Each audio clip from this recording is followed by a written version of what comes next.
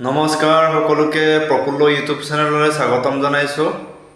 মই আজি জুবিনদাৰ প্ৰিয় গীত এটি গাব ওলাইছোঁ, আপোনালোকে ভুল হ'লে ক্ষমা কৰিব। মই নথকা অনুভৱ যিদিনা হ'ব তোমাৰ, সিদিনা অশ্ৰু নিগৰিবনে কোৱা। মই নথকাৰ অনুভৱ যিদিনা হ'ব তোমাৰ, সিদিনা অশ্ৰু নিগৰিবনে কোৱা।